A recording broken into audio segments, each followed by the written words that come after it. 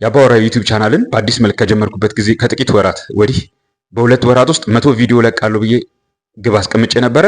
ያ የግብ ቀን ከመድረሱ በፊት 100 ቪዲዮዎችን ጨርሻለሁ። በእርግጥ አሁን ይሄኛውን ቪዲዮ ጨምሮ 125ኛ ቪዲዮ ላይ ነኝ። እነዚህ 125 ቪዲዮዎች ስሰራ ግን አንድ የሰራሁት ትልቅ ስህተት ነበረ። ይህ ስህተት እዚህ ቪዲዮ ላይ እዚህ ዩቲዩብ ቻናል ላይ ብቻ አይደለም፣ ከዚህ በፊትም በተለይም ደግሞ ሳሙናው ስራውን ስሰራ የሰራሁት ስህተት ነው። ደግሜ የምሳሳተው ማለት ነው። ደግሜ የተሳሳትኩት ያው ግልጽ ሆኜ ለእናንተ ለመናገር ነው። ግን ነገር ግን እናንተ እንድትማሩበት እፈልጋለሁ። እንደዚህ አይነት ስህተቶችን እንዳትደግሙ። ምን ነበር ያ ስህተት? ወደ ቪዲዮ እንሂድ። ከዛ በፊት ግን እንደተለመደው ዮጊ ገላ ሳሙና ላለፉት 6 ዓመታት ሳዘጋጀው ስታጠበት የነበረ ሳሙና ነው። ኤዲብል ከሆኑ ለምግብነት የሚውሉ ዘይቶችን እንጠቀማለሁ። ከዛ ውጪ ይህን ሳሙና ፋንሲ ለማድረግ ምንም አይነት ኬሚካሎችን አልጠቀምም። ያ ማለት ሳሙናችን አረፋ እንዲያወጣ፣ እንዲኩረፈረፍ፣ ደረቅ እንዲሆን፣ ረጅም ጊዜ እንዲያገለግል ወይም ብርካቴ እንዲኖረው ተብሎ የሚገቡ ሌሎች ሳሙና ላይ የሚገቡ ኬሚካሎች እዚህ ሳሙና ላይ አይገቡም። ስለዚህ እነዛን ኬሚካሎች በማስቀረታችን ቆዳችን ላይ ፀጉራችን ላይ ሊደርስ የሚችለውን ወይም የነበረውን መንጣት መገርጣት ማስቀረት ይችላል። በሳሙና ከታጠበን በኋላ ቆዳችን ወይም ፀጉራችን በቀላሉ ራሱን እንዲያወዛ ራሱን እንዲጠብቅ እድል ሰጥተነዋል ማለት ነው። በ175 ግራም 300 ብር ይሸጣል። የምታገኙበትን አድራሻ ሊንክ እዚህ ቪዲዮ ስር አስቀምጥላችኋለሁ። ጉግል ማፕ ላይ ሰርች በማድረግ እዚሁ አዲስ አበባ ውስጥ በተለምዶ ሜክሲኮ ኮሜርስ የሚባለው አካባቢ ታገኙታላችሁ። ዮጊ ገላ ሳሙና ብትሉ እግረ መንገዳችሁን ደግሞ ይህን ሳሙና ገዝታችሁ እናንተ ብቻ ሳትሆኑ ወዳጅ ዘመዶቻችሁ እንዲታጠቡበት ስታደርጉ ከሳሙናው ጥቅም ያለፈ ይህንን የዩቲዩብ ቻናል ታግዛላችሁ፣ ትረዱናላችሁ ማለት ነው። የተለያዩ ወጪዎችን በመሸፈን ደረጃ ወንድም አለም አሁን ዛሬ የምነግርህ በዚህ ቪዲዮ አንዱ ነገር ምንድነው፣ ትልቅ ራዕይ ይዘህ ስትነሳ፣ ዓላማ ይዘህ ስትነሳ ያ ዓላማ ወይም ያ ራዕይ ካንተ አልፎ ማህበረሰቡን የሚጠቅም ካንተ አልፎ ሲባል አንተን ከመጥቀም አልፎ ብቻ አይደለም። አንተ በህይወት ብታልፍ እንኳን የዛ ራዕይ ጠቃሚነቱ ማህበረሰቡን በመጥቀሙ ደረጃ እየቀጠለ የሚሄድ እንደሆነ ሲሰማህ የምንሰራቸው ስህተቶች አሉ። እኔ የሚሰራው ስህተት አለ። ያ የሰራው ስህተት አንዳንድ ጊዜ ምንድነው መሰለክ በጣም የሚያሳስት ስህተቱ ራሱ እንድትሳሳተው የሚጋብዝህ ነገር አለው። ተሳስተህ ወድቀህ ብትማርበትም ግን ስህተቱን ስትሰራው ራሱ እንድትሳሳተው የሚጋብዝ ነገር አለ። እሱም ደግሞ ምንድነው መሰለህ ከሰዎች ዘንድ ይሁንታን መፈለግ፣ ከሰዎች ዘንድ ልክ ነህ፣ በርታ፣ ተስተካከል፣ በዚሁን፣ በዛ ውጡ፣ በዛ ግባ፣ በዚህ ውጣ መባሉ ማለት ነው። ይህ እንግዲህ በጣም የሚገርም ነገር አንድ ምስኪንነትን አሰለጥናለሁ የሚል ሰው ጋር ስታገኘው በጣም ይገርማል። ያው ሰው ነንና እንሳሳታለን። ምስኪንነት ላይ የምትታዘበው ነገር አንዱ ይሄ ነው። ምስኪንነት ላይ የምትታዘበው ነገር እያንዳንዱ የሚሰራው ስራ በተለይ ከሰዎች ዘንድ ቫሊዴሽን፣ ይሁንታን፣ ተቀባይነትን፣ ውዳሴን እንዲያገኝ ይፈልጋል።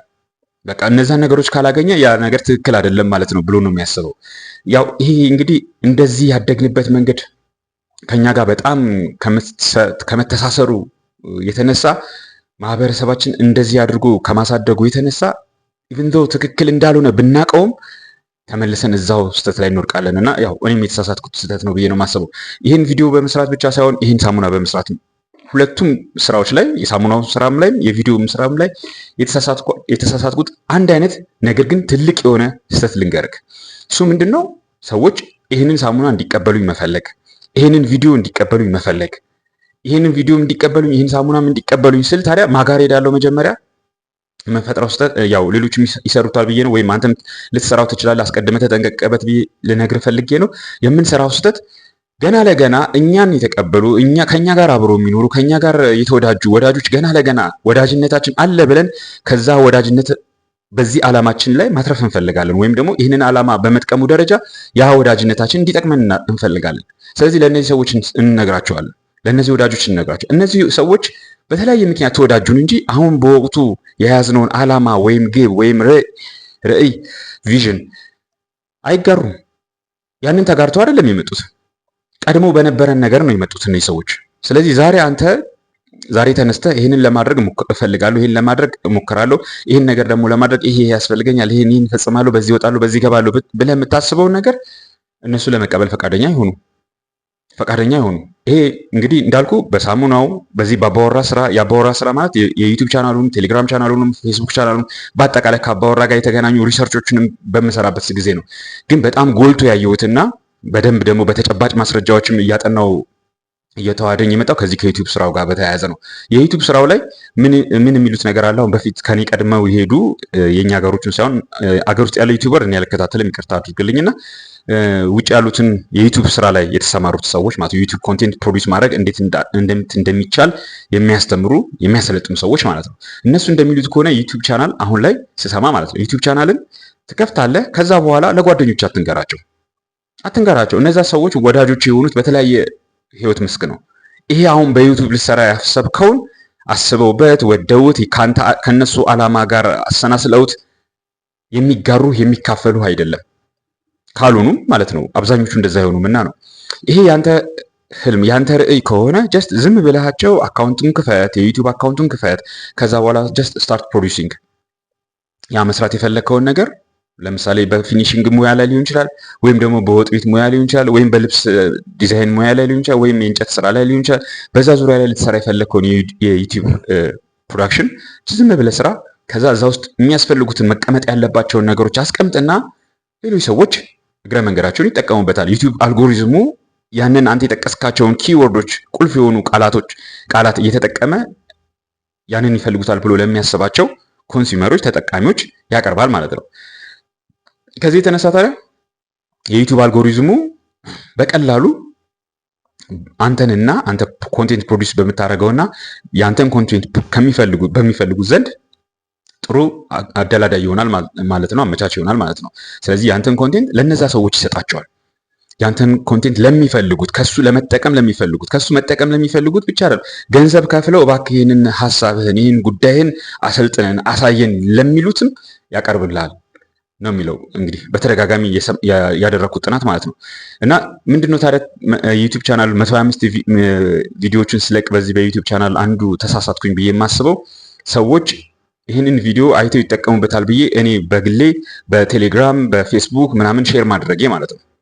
ሼር ማድረጌ አንዱ ለምን እዛ ቦታ ላይ የማገኛቸው በጣም ብዙ ሰዎች አሉ ብዬ የማስባቸው በጣም ብዙ ሰዎች አይቶት ይህንን ነገር ይወዱታል። እኔ ነኝ የማስበው እንግዲህ እኔ እንደዛ ይወዱታል ብዬ ነው የማስበው። ነገር ግን ያየሁት ነገር ከዛ በተለየ ነው ወይም በተቃራኒ ነው። ምክንያቱም አስተያየት የሚሰጡትን ሰዎች አሁን ዩቲዩብ ቻናሌ ውስጥ አስተያየት የሚሰጡትን ሰዎች ኮሜንት የሚያደርጉት ሰዎች ወይም ደግሞ እሱን ዩቲዩብ ቻናሌን አይተው በቴሌግራም በውስጥ መስመር ኢንቦክስ የሚያደርጉልኝ ሰዎች በሜሴንጀር በፌስቡክ ሜሴንጀር ኢንቦክስ የሚያደርጉልኝ በዋትስአፕ ኢንቦክስ የሚያደርጉልኝን ሰዎች ሳያቸው ከዚህ በፊት ሰምቻቸው አይቻቸውም አላቃቸው ናቸው። ያ ማለት ምንድነው? ቴሌግራም ላይ ይከተሉኝ የነበሩ ሰዎች የሉ እዚህ ውስጥ ሰብስክራይብ አላደረጉም ምናምን አይደለም፣ ግን በዚህ አይነት አክቲቭ የሆነ ተሳትፎ ውስጥ የሉበትም። ስለዚህ ምንድነው ይሄ የዩቲዩብ ቻናሉን ኮንቴንት ፕሮዳክሽን ወደ ቴሌግራም እና ወደ ፌስቡክ ሼር ማድረጉ አንዱ የሚጎዳው ነገር እዛ ላይ ያሉ ሰዎች if they are not interested እነሱ አለመፈለጋቸው ብቻ አይደለም፣ ነክተው ጀምረው መተዋቸው ይህን ቪዲዮ ለነሱና በነሱ ዙሪያ ላሉ ወዳጆቻቸው ዩቲዩብ አልጎሪዝሙ ሲያቀርበው ተመሳሳይ አይነት ሪጀክሽን ይቀርብበትና ለሚቀጥለው ጊዜ ለላርጀር ኦዲየንስ ዝም ብሎ ገፍቶ ወደ ዌብሳይቱ ላይ አያመጣውም ማለት ነው፣ ወይም ወደ ጉግል ሰርች ማፑ ላይ አያመጣውም ማለት ነው። የተረዳሁት ያንን ነውና ዩቲዩብ ቻናሉ አሁን ያን ጊዜ ወደ 100 ምናምን ቪዲዮዎች ይለቅበታል። በሁለት ወር ውስጥ 100 ቪዲዮ ለቃለሁ ብዬ በማስብበት ሰዓት ላይ ዝም ብዬ ቴሌግራም ላይ ሼር ባላደርገው ወይም ደግሞ ፌስቡክ ላይም ሼር ባላደርገው ወይም በውስጥ መስመር ላይ አንዳንድ ሰዎች ባልክላቸው የተሻለ ነበር ማለት ነው። ምክንያቱም እነዛ ሰዎች ነክተው ከፍተው ምናልባት 1 ደቂቃ ያሉ ከዛ በኋላ ይዘጉታል።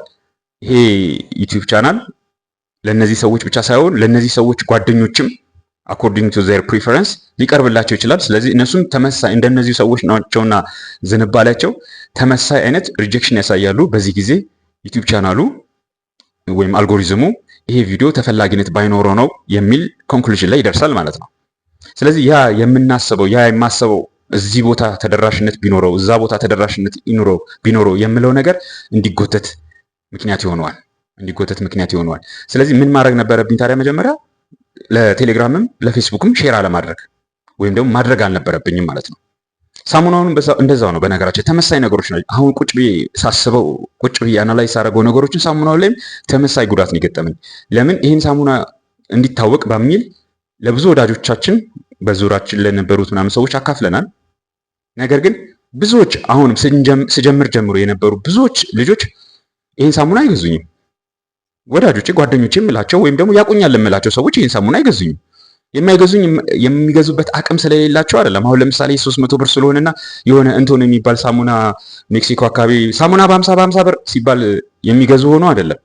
ያ ሆኖ ሳይሆን ይህን ሳሙና ላይገዙት አስተያየታቸው በጣም ብዙ ነው። እነዚህ ሰዎች እንደዚህ ብታረገው፣ እንደዚህ ብትቀርፈው፣ እንደዚህ ብታረግበት፣ እንደዚህ እንዲሸት ብታረገው፣ ማሸጊያው ደግሞ እንደዚህ ቢሆን፣ እዚህ ቦታ ቢሸጥ፣ ሸራተን ብታስገባው፣ ሂልተን ቢገባ፣ መጠኑ 10 ግራም ቢሆን ኢንስቴድ ኦፍ 175 ግራም ቢሆን፣ ወይም ደግሞ ከለሩ እንደዚህ ቢሆን፣ ብዙ አይነት አስተያየት አላቸው።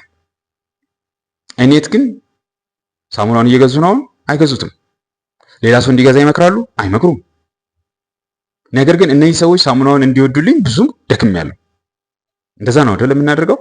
ህልም ይኖረናል። ያንን ህልማችንን ለማሳወቅ እንፈልግና ያንን ህልማችን እንዲረዱን የምናስባቸው ሰዎች ስንነግራቸው በቀላሉ ይረዱናል። ፌስ ስናደርጋቸው ከነሱ ጋር ስንጋጠም ፊት ለፊት ስንገናኝ ለማስረዳትም አይቸግረንም ብለን የምናስባቸውን የቅርብ ወዳጆቻችንን እንመርጣለን። ነገር ግን ትልቁ ስህተት ምንድነው? እነዛ የቅርብ ወዳጆቻችን በትላንትናው ታሪካችን ናቸው እንጂ ዛሬ ወደፊት ለምናስበው ህልማችን ጋር ከምናስበው ህልማችን ጋር የሚመጡ አይደሉም። ሲጀመር ያንን ህልማችን ትንሽ እንኳን የመረዳት ፍላጎት እንኳን ቢኖራቸው እንኳን እኛ ልንከፍል ስለምንፈልገው ዋጋ they don't care። እኛ የምንከፍለው ዋጋ አይታሰባቸውም፣ እነሱ አያስቡትም። እንዳውም ሳይሳካና ስንወድቅ ወይ ለጊዜው ተንገጫግጨን ስንወድቅ እኔ እኮ ብያለሁ፣ ድሮም እኮ የማይሆን ነገር ነው፣ እንደው አንተን ደስ ይበል ብዬ ነው እንጂ እንደው ሞክረው ብዬ ነው እንጂ እንደው ደስ ይበል ብዬ ነው እንጂ ድሮም የማይሆን ነገር ነው የጀመርከው ማለት ደስታቸው ነው። ስለዚህ ይሄ እዚህ ሳሙና ላይም ዩቲዩብም ላይም እንደዚሁ ነገር ዩቲዩብም ሲጀመር ወይም ደግሞ ቴሌግራም፣ ፌስቡክ ገጽም ፍሮም ስክራች ተጀምረው የላኩላቸው ሰዎች ነበሩ። አባወራ ፌስቡክ ገጽ ጀምሬያለሁ እስቲ እዩ ታዘቡት ብዬ፣ አይ በከንቱ እኮ ነው የምትደክመው፣ እንደው ማን የሚሰማ አለ ብለህ ነው። ሲጀመር ደግሞ ስለ ወንድነት ምኑን ታወራዋለህ? አሁን ወንድነት እኛ ሀገር ውስጥ መነገር ያለበት ነው። ትውልዱ እንደውም ወንድነት በዝቶበት ጭንቅላቱ ላይ ፈልቶበት እያየው ምናምን። ይህንን እንግዲህ የምላችሁ ምናልባት የመጀመሪያዎቹን 10 ጽሁፎች ምናምን የጻፍኩን ጊዜ የአባወራ ፌስቡክን ስጀምር 10 ጽሁፎችን ስጀምር ያሉኝ ሰዎች ናቸው። ትንሽ ጊዜ ሄደህ ታቆማለህ። በእርግጠኝነት የትም አትደርስም። ይሄው ዛሬው ከ2500 በላይ ጽሁፍ አለው የአባወራ ፌስቡክ። የአባወራ ቻናልም ስጀምረው እንደዛ እንደው ዝም ብለህ እኮ ነው የምትሮጠው፣ እንደው ዝም ብለህ ነው ልፋ ቢልህ ነው ዝም ብለህ ነው እኮ የምትደክመው። ትንሽ ሮጠህ ታቆማለህ። ምክንያቱም ትውልዱ እንደዚህ አይነት ነገር አይፈልግም። ትውልዱ በአሁኑ ሰዓት የ2 ደቂቃ የ1 ደቂቃ የ30 ሰከንድ ነገር ብታስቀምጥለት ነው የሚሻለው። ስለዚህ ለምን ዩቲዩብ ላይ ሄደ እንደዛ አትልም? እነዚህ እና የመሳሰሉ ብዙ ነገሮች ብዙ አስተያየቶች የሚሰጧቸው ከማመሰላችሁ የኔ የምትሏቸው በዙሪያችሁ ያሉ ሰዎች ናቸው፣ ካሉ ሰዎች ዘንድ ነው። እነዚህ ሰዎች ይህንን ህልማችሁን አይጋሩትም። በውስጣችሁ የምታስቡትን ከራሳችሁ አልፋችሁ ለሌላ ሰው ይተርፋል ብላችሁ የምታስቡትን ህልማችሁ ከራሳችሁ አልፎ ለሌላ ሰው ይተርፋል ስል እናንተ ብታልፉ እንኳን ያ የዘረጋችሁት የመሰረታችሁት የሰቀላችሁት ዓላማ ሌሎችን ይጠቅማል ብላችሁ የምታስቡትን ነገር አይጋሩትም።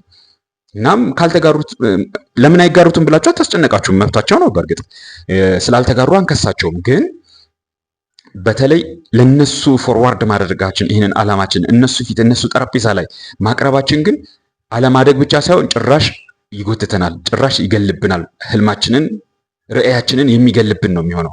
ቀድሜ እንዳልኳችሁ ይህን ሳሙና ላይ በሰጧቸው አስተያየት ማለት ነው። እነዛ ትላንትና በዚህ ሳሙና ላይ ብዙ አይነት እንዲህ ቢታረገው እኮ የሚሉኝ ሰዎች ምናልባትም በነፃ የሰጠዋቸው ናቸው። ከዛ በኋላ 1-2 ቀን በይሉኝታ የገዙኝ ናቸው። ከዛ ባሻገር ግን አልገዙኝም። ሳሙናው ጥሩ ነው መጥፎ ነው ስለ ሳሙናው ንገሩኝ ብትሏቸው ሳሙናውማ ጥሩ ነበር ይሏቸዋል። ጥሩ ከነበረ ለምን እስከዛሬ አልገዙትም? መግዛት አይፈልጉም። የእናንተ ርዕይ አካል አይደሉም እነዚህ ሰዎች። ማለት እንደዚህ አይነት ርዕይ የሚገዛቸው እንደዚህ አይነት ጄኒን የሆነ ነገር የሚገዛቸው አይደለም። እነሱ በአፋቸው እንደሚናገሩት የሚሸቅልባቸው ሰው ነው የሚፈልጉት፣ የሚያታልላቸው የሚደልላቸው ሰው ነው የሚፈልጉትና ወደዛኛው አይነት ፕሮዳክት ነው መሄድ የሚፈልጉት። ስለዚህ እነዛ ሰዎች ጥቂት ጊዜ ይህን ሳሙና ገዙ። ከዛ በኋላ ግን ተገናኝተንም አናውቅም፣ ወይም አይገዙም፣ ወይም አሁንም ባገኛቸውም ካልገዛችሁኝ አላቸው። ግን እስቲ አሁንም ድንገት ሰው ካገኘው በሚል እንታለላለን ወይም እሳሳታለሁ እኔም ራሴ። ይሄ ዩቲዩብ ቻናል ላይም the same kind of ችግሮች ይታዩኛል። ላይክ 125 ቪዲዮዎች አሉ። 125ቱን ቪዲዮዎች ድንገት የመጡ ምናምን አይደለም። በስነ ስርዓት አስቤባቸው አቀጄባቸው የሰራኋቸው ናቸው ቪዲዮዎቹ ማለት ነው። ኢቭን ፓርክ ውስጥም ተቀምጬ ወይ ወክ እያረኩኝ የቀረስኩትም ቢሆን ሁሉም አስቤበት የሰራሁት ነው። አላማ አለኝ።